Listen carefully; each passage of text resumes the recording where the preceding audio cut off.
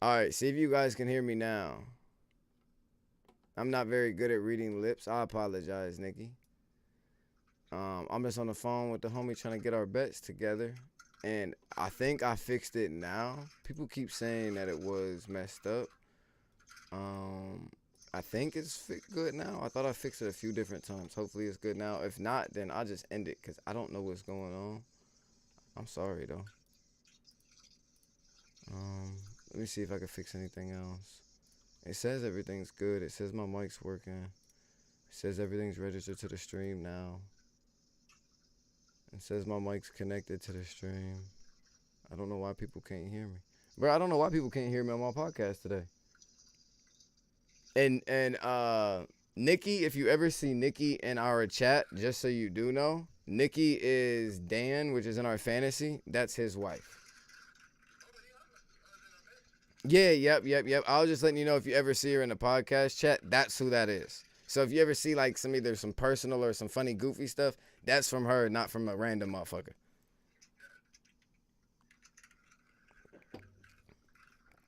Damn.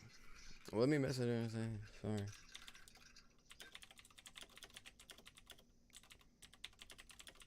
Says it's working, but I guess not. My Apollo. How do you spell apologies?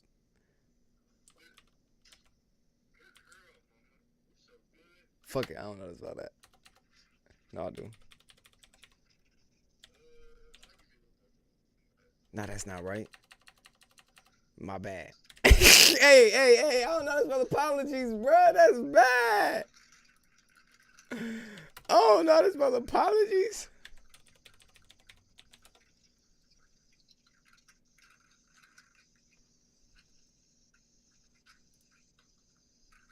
Oh, it's one P. That's why I kept fucking it up.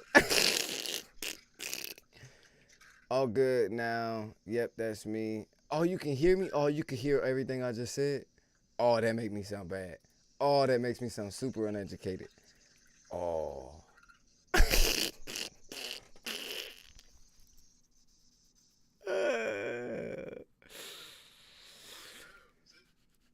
Grammar may not be the best, Nikki. You know, grammar may not be the best. We're working though. We're working, okay? We're working on it. I try. I really do. All right. I know that's full apologies now, though. That's tough. Thank you for joining, though. I appreciate you, though. You didn't have to. Thank you, though. Matt Rule fired 3 years into 7-year deal. Oh, 40 million. Oh, shit. Oh, I need to talk about that. Good shit, Pat. Yeah, I'm seeing that. What? He owe over 40 M's?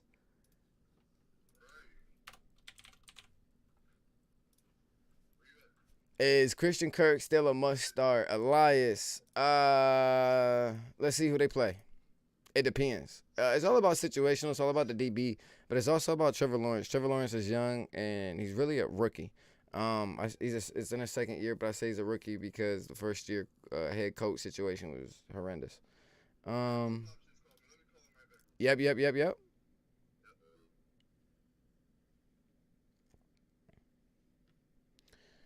Um, Christian Kirk. So I'm assuming they don't have a bye week this week. Oh, what's this week? I didn't take him in any fantasy this week. Well, here, let me show you something. Let's see here.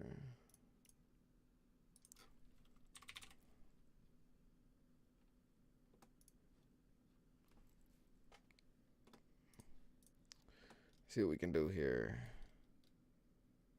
Okay, so they play Indy. Marvin Jones is the one. The 3 is gonna be Agnew, right? If the 3 is gonna be Agnew, then that means Kenny Moore is gonna be on him all game, and that's not a good look for Agnew. Or who's playing the slot? What is it gonna be? Christian Kirk? Is Christian Kirk the slot? I thought he was the 2. NFL depth charts. Because if it's a 3, then that means Kenny Moore is going to be on him all game, and I'm not fucking with that. Kenny Moore is a little different, if you ask me. Kenny Moore plays inside bump, and he also plays zone very well. He plays zone very, very well. He plays inside bump pretty well. And it's hard to play zone and inside bump well. And he can play inside bump man, and he can play inside bump zone well. And what I mean by that is sometimes he can go inside the zone and bump your receiver, mess up the whole timing with the route. So therefore, if that messes up the route, unless it's a dragged on play and the quarterback gets out of the pocket, or he'll bump the receiver and not make too much of a hazard, and the receiver gets out and does his thing, but yet he'll still go into that soft zone coverage, or he'll be a bump, and then he can follow very well. And even if you do get the completions, it's not going to go for much. Like, I don't think Christian Kirk's going to get much yak after that. Christian Kirk, wide receivers, Zay Jones, Marvin Jones. Christian Jones so Christian Kirk is going to be at the slot. And that means Kenny Moore is going to be on him all game. I'm not fucking with it. I want to take it. I want to touch it. Depends what he's at. What are you on? Are you on Prize Picks, or are you on, I don't even know if you're still in here. Are you on Prize Picks, or are you on, DraftKings? What are you using? Stake?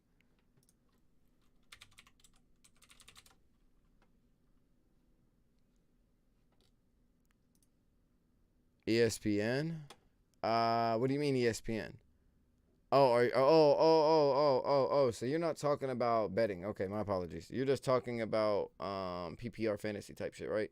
Just a standard PPR redraft. Oh, okay, cool. Who's your other options? If you have a Twitter, you can message me on Twitter, JuiceTV.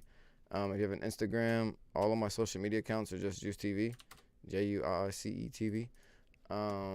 You can tweet your roster to me, or DM it to me on any social media platform. I can pull it up and look at it and tell you what I'd start, tell you my opinion of everything. If you'd like that. If it's just about Christian, I got you for sure. But if it's just about Christian Kirk, I'm not really feeling it, simply because Kenny Moore is good in bump coverages. He's good in zone. He's one of the best slot corners in the league, and it's not even close. Like, there's a top 5 to 6 margin of slot corners, and then after that, there's a huge drop.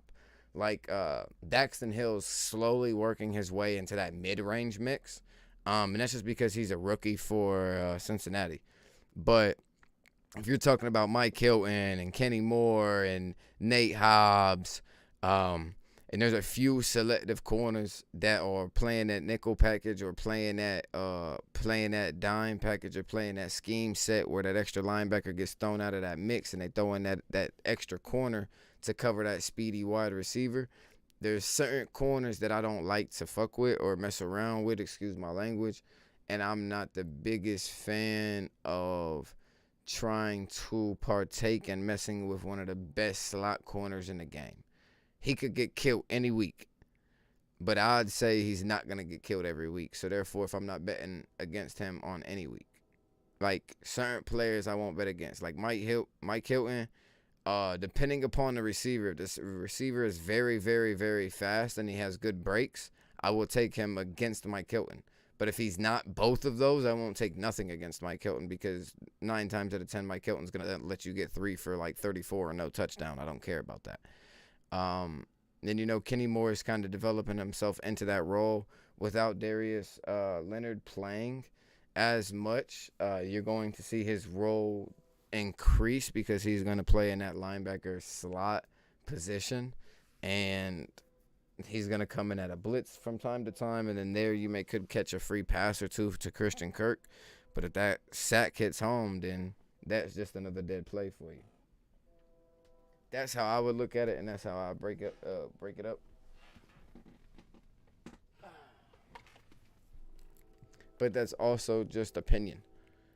Sent you a DM, gang? Say that. On Twitter, I'm assuming? The fuck is this? I ain't gotten none, only from 14 hours ago. Got you.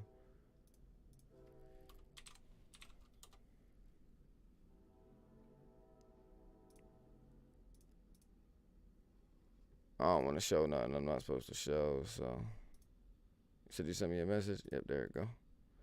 You make sure you ain't saying nothing wild. No disrespect or nothing. I just gotta, respect my own platform.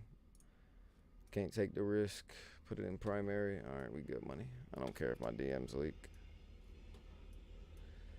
All right. I got a train going through. Give me like 5 seconds, bro. I know you probably ain't gonna be able to hear me much with this fucking train. My bad, bro.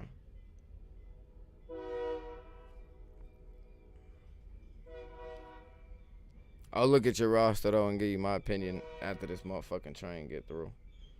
Let me pull up the stream on my cell phone.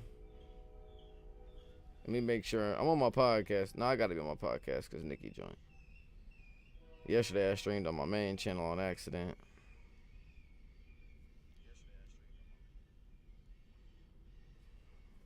Can this train hurry, please? All right, what's Doggy Bone got going on? If Juju gets less than 18 points tonight, I'll be 4-1. Elias, so you're 4-0. Juju's not gonna get 18 points. I'm letting you know that right now. You're gonna be 4-1. No disrespect, you're gonna be 4-1. Just like take that out of your repertoire that you even think that that's possible. That's not possible. He's not getting 18 points. I don't care who they're playing. He's not getting 18 points. You're playing against Juju. Oh, you're 4-1 then. Juju won't get 18. Mathematically, it doesn't make sense. And I could show you and stuff.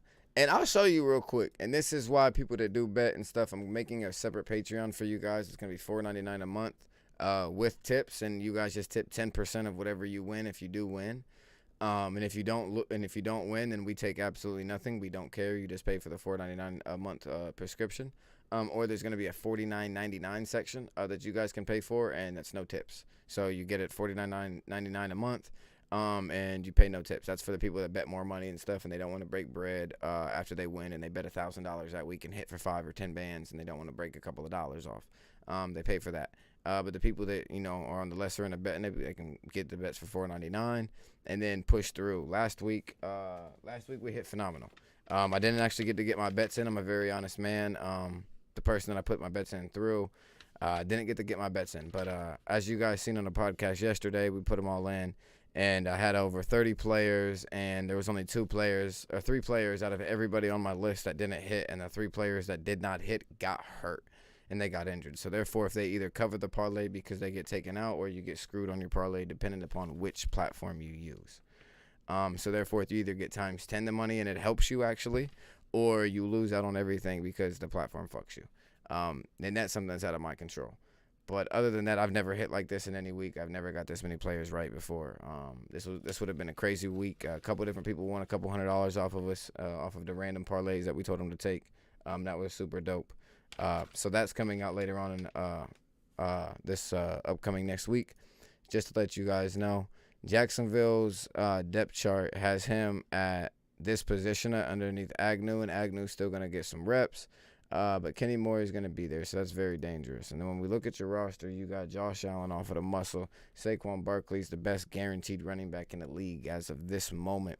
The last week's shoulder injury going into the medical tent hurts you. It doesn't matter that he comes back out of it. I don't give a fuck. That still hurts. He's still injury prone as hell. And the fact that he's getting banged up fucking sucks. They need to fix their shit and the New York Giants program, and they need to allow offense to flow through Saquon and allow everything else. What they do is they allow everything through Saquon Barkley and force everything to be pushed through Saquon Barkley rather than using him as a weapon. They guarantee everything through Saquon and make Saquon take the hard extra shit. Like Campbell landing on top of him multiple times that game, 5 to 6 different times. Linebackers are landing on top of him, which is what you're going to get with running backs. But it's what you don't want with Saquon Barkley. That's the only thing that I'm worried about with their offensive line. Other than that, he is phenomenal right now, and he is playing off the fucking charts. Joe Mixon is playing okay, and he's always an okay running back to me, and he'll always be an okay running back to me. He could be a higher running back to me if he was on a different roster, but he has Joe Burrow and the guys over there. Good fucking luck. He's going to be mid-tier, but he's great. Cooper Kupp, phenomenal wide receiver, always going to get his, never not going to get his. One of the best wide receiver picks you could have in the game, simply because of what he does production-wise. He's over 50% of the offense no matter what team they play, and that's never been done before off of any team, even when you had Eddie George in the game. Even when you had Barry Sanders in the game, Barry Sanders was not over 75% of the team. Barry Sanders was around 70-ish, which is still extremely high, one of the highest percentage uses ever. But Cooper Kupp has a higher percentage usage. And Deebo Samuel is one around the 60 to 75% range of usage during game. Last week wasn't near as much. They're loving Jeff Wilson. Jeff Wilson may end up taking Elijah Mitchell's spot, but it's doubtful because of age. If he takes another injury, I doubt that he gets back in over Jeff Wilson, even when he comes back healthy. I love Christian Kirk, the 1 for 11. Do not be stuck on that. He will be way more than that next week. It's just matchups, and it's matchup based. You got to understand what DB they're going against and what defense they're going against. Houston.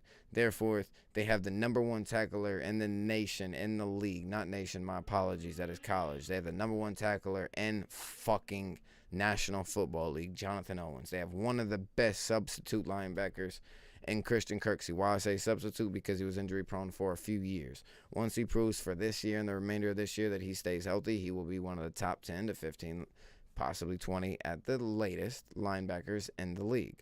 So therefore, with Christian Kirksey going over the middle, it's going to be a little tough. They have a weak side linebacker in Hill that makes it a little tough to stretch that field. So it makes that a little hard. People don't understand that. Devin Singletary is going to lock up that outside. So therefore, that's going to push more to Christian Kirk. But Christian Kirk's going to be going over the middle. Christian Kirk's going to be running drags and outs.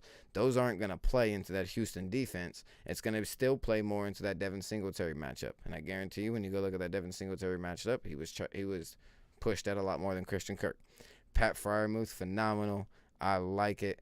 I love it. And the reason why I like it and I love it is because Kenny Pickett is now in the offense. He's going to do nothing but increase because Kenny Pickett is a tight end target and he loves a particular player.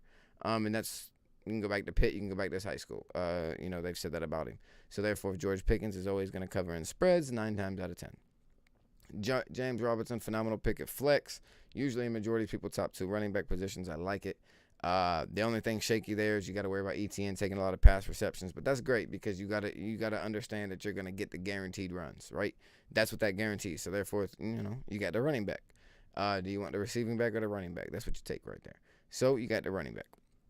Jacksonville defense, not a fan of that. Would not fuck with Jacksonville defense, but that's just on me. Gano, phenomenal field goal kicker, phenomenal. Nothing else to say. Top 10. Top 10 field goal kicker in fantasy, top 5 kicker overall.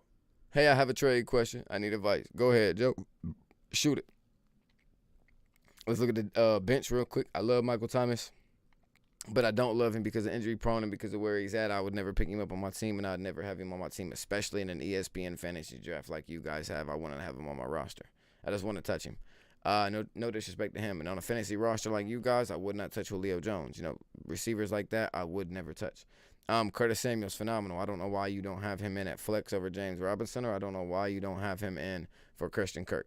Curtis Samuel's going to score more than Christian Kirk on an average basis, even with booty-ass Carson Wentz. Breece Hall. Why the fuck is he underneath James Robinson? I'm absurd. You need to go back and watch the podcast from yesterday and a podcast from the week before. Breece Hall had a bad week the week beforehand, and that's just because of scheme and offense. And that's the first week with Zach Wilson.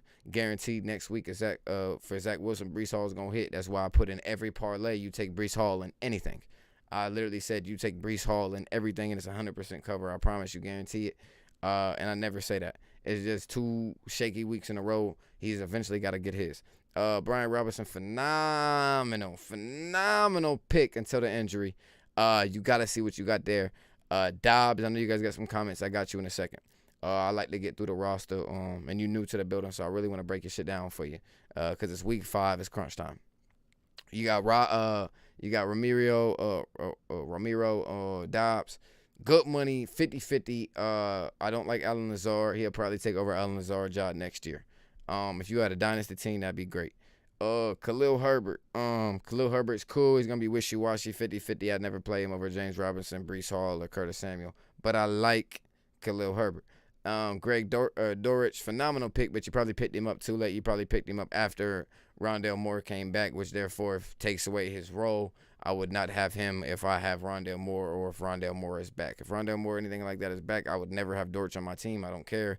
It's not worth 2 to 3 weeks out of this next 11 games until playoffs, right? Who'll have good points. Other than that, he's not gonna have shit. Won't touch him. Elijah Mitchell IR until week 9, and then Jeff Wilson comes back. Jeff Wilson's overall a better running back. They like Elijah Mitchell because of age, and he's nice too. So he'll probably get his job back, but Jeff Wilson will probably take a lot of those touches for the first 2 weeks. So you're gonna have a little shaky start with Elijah Mitchell. If you could trade Elijah Mitchell, I'd trade him. That's just my personal opinion. But overall, I fuck with the squad. Should I trade Jamar Chase? No. James Robinson? No. And Antonio Gibson? Yes. For Kamara, Waddle, and DK. DK and was with Geno. Geno's never going to be consistent, so you don't bank on that. So you take DK out of the picture. I have DK on my fantasy team, which my fantasy team is way more in depth than your guys and way more knowledgeable and way more extra shit. So trust me, you don't take DK in that situation just because of Geno. But the one thing about that contradicts what I say is when Geno came in for last season for Russell Wilson, he only targeted DK Metcalf for the main remainder of that. And they were good targets as well, so I liked what I seen. I'm starting Brees over J-Rob for now on. It's matchups, man. It's matchups. You got to look at the matchup. You got to look at what you got going on. You got to look at who they're playing against. Like, the Giants against Miami. The Jets against Miami. You take that. You got Jerome Baker in the middle. You got a Landon Roberts, which isn't a solid, strong side linebacker. He's 50-50. So you're going to get 50-50. You don't got a 50-50 running back right there. So you take that always. You got to understand the matchup with the team that you're playing against. You hate the middle because you got Christian Wilkins, one of the best defensive linemen, if not the best defensive lineman in the game. He's arguably that. Once Aaron Donald's gone, you throwing him into that consideration, if not that guy now. So therefore, it's that consideration because it's Aaron Donald 1 by far, and then it's the next tier, right? He's that next tier, if not that next guy. He's above Casey Hayward, maybe not as production, but he's right there beside Casey Hayward as of the last 2 years. And he's better in production in certain ways. So therefore, if I get why you shaky on that. If that played into your part at all, and then you got Xavier Howard on the corner, you got Brandon Jones, you got a couple of players, you got a couple of pieces, you got Javon Holland out there wearing that C on that jersey because he a dog. He one of the best rookies to come out in a long time, and he's out there playing like Ed Reed, and he's feeling crazy ass roles. I get you. But when you have a phenomenal talented running back, you don't bench him for another running back that is with a quarterback that is predominantly a quarterback. Yes, they're going to run 16 times a game. But that means James Robinson going to have to get his in one of those 16. They're going to run the offense with Breece Hall and through Zach Wilson. You got to understand where the offense going, what's the input, what's the usage. Let's break a little bit down. I'm kind of trying to go into depth with you guys because both you guys are new. So I kind of want you guys to understand that this ain't just a game. Like, I don't really do fantasy all like that. I bet on it a lot, and I do fantasy, and my fantasy is way more in depth than you guys. But I try to do a lot more information on the channel for you guys. That's why I got. If you look at the podcast, right, and we go to the channel, this is why I drop these videos for you guys. And I know you guys aren't IDP players, so you guys don't care about tackles for loss. You guys don't care about certain things, but I dropped my own week 10, top runs. I dropped my own drops for you guys. Pay attention to the drops, okay? I got my own every turnover. Pay attention to the every turnover. Watch how the teams turn over the ball. I got my top 10 catches. The top 10s and top 5s don't matter near as much to these other results when you're betting on fantasy. Make sure you guys pay attention to this. Look at these field goal kickers. Look at how often they're kicking. If you guys listen to me over the podcast, you take Justin Tucker over everybody just because of the matchup. It's not because he's the best kicker in the game. It's because of who they're playing. You got to understand that more than likely they're not going to get in the end zone that much. It's going to be a lot of field goals. Damn, I thought I was winning that big. No, sorry. No to Elias. Elias, do you think I should trade Jamar, Gibson, and Robinson for Waddle, DK, and Kamara? Yeah, he says no as well. And when I read that, I want to go into depth about what I'm talking about. So when you understand it, I kind of truthfully feel like I know what I'm speaking about, and I do a lot of research about it. So I truthfully believe my opinion. But I want you to understand that it's coming from a place to where I'm not just telling you some shit to tell you some shit. Now, when you look at that trade, you wouldn't trade Jamar Chase, right? All right, so let's look at it, right? Would you trade Jamar Chase for Jalen Waddle? No. Would you trade Jamar Chase for DK Metcalf? No. So there's no receiver that you're getting that you would swap him for. Would you swap James Robinson for Kamara? Yes.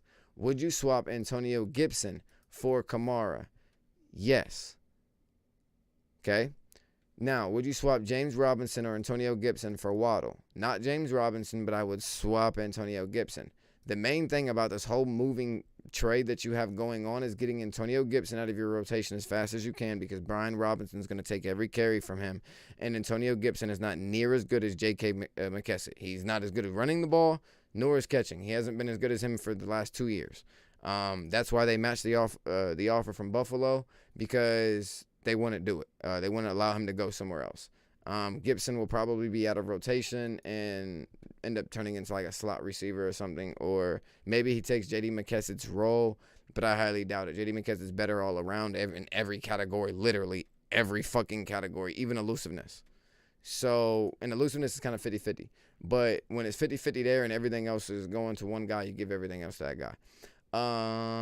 Waddle with Tua back for Jamar. Yeah, but Tua is going to be shaky. And then I get Kamara and DK for just J-Rob and Gibson.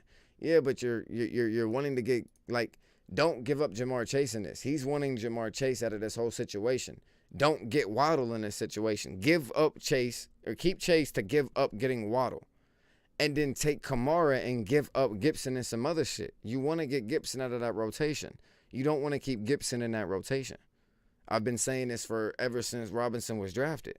I said Robinson was one of the better running backs coming out of the draft by far. Wasn't even close. Right? Just like I said a couple of the other guys. And I was wrong about one of the other guys. But, you know, out of my top 5 rookie running backs coming out, 4 out of the top 5 are in the top 5 running backs right now for the rookies. So, you know, we miss on one. It happens. I would trade Jamar for Kamara and Waddle. Right? Yes. 100%. Because you're only going to miss in between 4 to 5 fantasy points max at that receiver position, and you're gaining a lot with Kamara.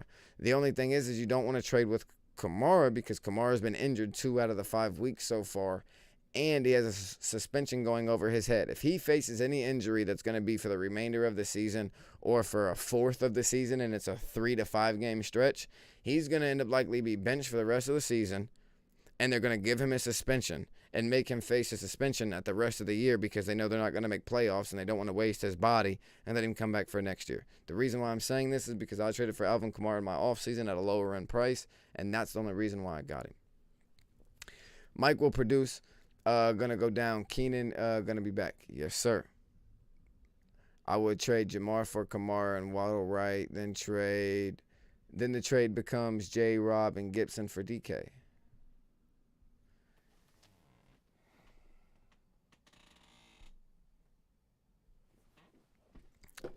Ready?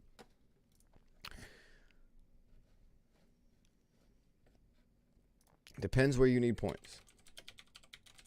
It depends where you need points.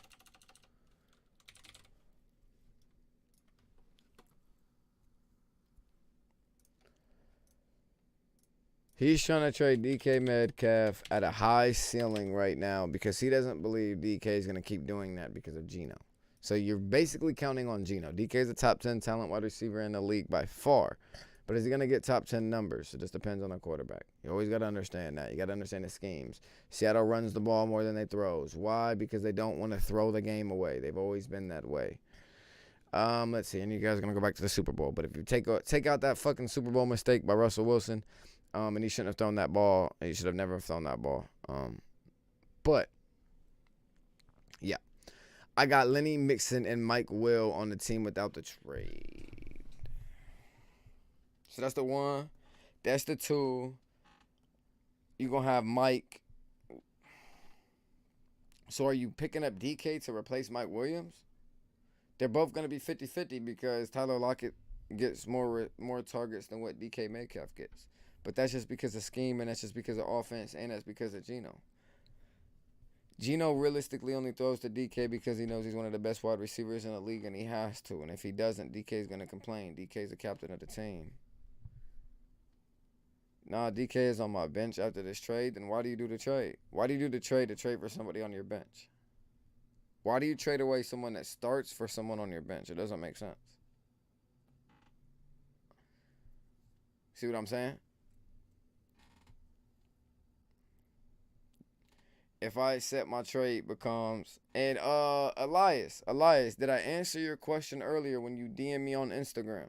What was your question? If I haven't answered your question yet, let me know now, and I will re-answer this question, or actually answer it. Because you've been waiting for a minute. My apologies. If I accept, my team becomes Hurts, Mixon, Lenny, Waddle, Mike Will, and Kamara at flex.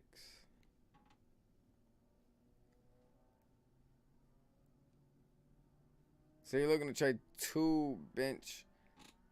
James Robinson started flex for you. Oh, no, that's not you. So, okay, no. Oh, my bad. So Elias has got James Robinson at flex, not Joe. You're in the 10-man. Is J.D. McKesson available? There's no way Tony Pollard's available for your guys' stuff now, because after the week that he had. But a lot of you guys took Zeke way before you took Tony Pollard. Fucking crazy. Y'all be taking Zeke like 5 rounds, 7 rounds, 10 rounds before you take Pollard. And they put up the same numbers, if not Pollard more. On a bench, JK is. I mean, not JK, but JD. What about Raheem? Yup. That works perfect, Joe. That works perfect, Joe.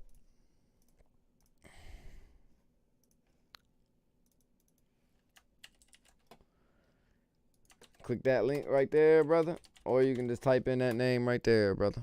One of the two. Send it to me. Get up with me. But yeah, you kind of at that. You kind of, in between that situation.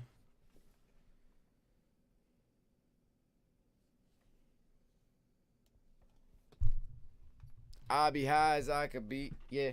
I got to piss real quick, and then I'm calling my brother back, chat. And then we're going to talk about this fantasy.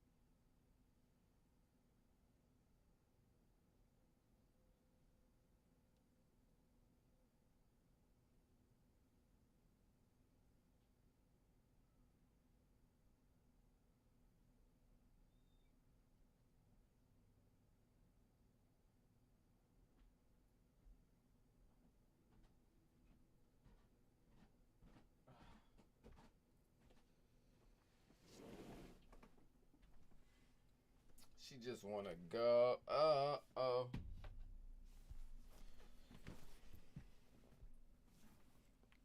Right there with Big Bentley's. Joe, you sent it to me, baby? Elias, talk to me, gangster. I think I answered your question. I'm assuming you gone. If you're not gone and I didn't answer your question, my apologies. Go ahead and send it through one more time. We'll answer it for you. Joe, did you send in things through? Let me know some. Hold on, why my shit not looking like it's 1080p? Just audio lower, bit rate at 1450. What?